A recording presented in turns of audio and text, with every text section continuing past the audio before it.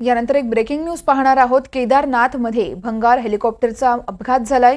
केदारनाथ पूर्व भागातून अवशेष घेऊन जात असतानाच हा अपघात झालाय। तर MI-17 या हेलिकॉप्टरद्वारे नेलं जात होतं अवशेष आणि अचानक वायर तुटल्यानं भंगार हेलिकॉप्टर हे कोसळलं आहे। मंदाकिनी नदीजवळ हे हेलिकॉप्टर कोसळलंय। सुदैवानं या अपघातात कोणतीही जीवितहानी झाली नाहीये। घटनास्थळी सध्या SDRFचे जवान देखील पोहोचले आहेत।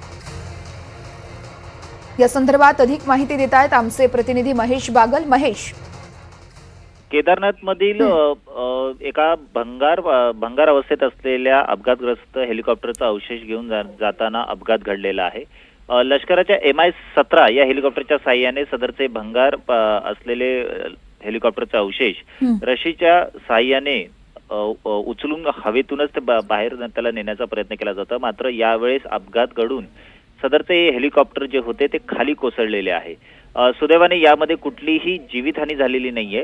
सदरी काही महिन्यांपूर्वी या एका हेलिकॉप्टरला अपघात झालेला होता आणि त्याचे अवशेष हे मंदाकिनी नदीच्या किनारी पडलेले होते। मात्र ते उचलून नेण्याचं काम केलं जात असताना हा अपघात घडलेला आहे।